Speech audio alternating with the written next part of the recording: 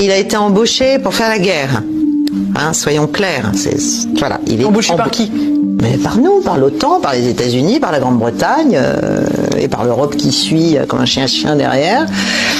Donc, il a fait sa guerre, il l'a perdue.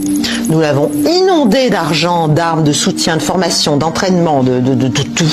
Okay, mais mathématiquement, ça ne pouvait pas se gagner. Sauf que ça, c'est notre raisonnement à nous. Nous sommes pétris de haine et de mépris pour la partie adverse. Et en fait, à cause de ça, on ne voit pas les grandes masses, on ne voit pas les fondamentaux, on ne voit pas les aspects culturels, on ne voit pas la résilience, on ne voit pas le nationalisme, on ne voit pas le patriotisme, on voit rien. Voilà.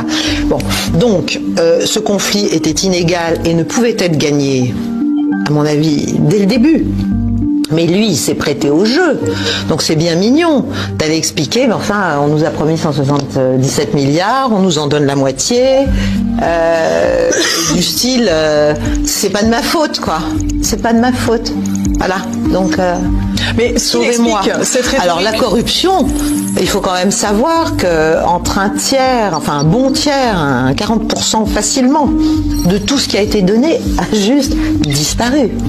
Hein, et notamment au plan des armements, des alors justement, etc. Oui, parce que cette corruption et ce détournement, il s'applique aussi aux armes. Mais bien sûr, mais absolument, mais on en trouve partout, on en trouve en Afrique, on en trouve au Moyen-Orient, les armes ukrainiennes.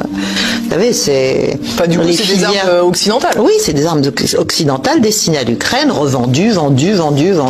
Ils s'en mettent tous plein les poches. De toute façon, l'Ukraine, avant même ce conflit, et bien avant même ce conflit, était un des États déjà les plus corrompus de l'Europe.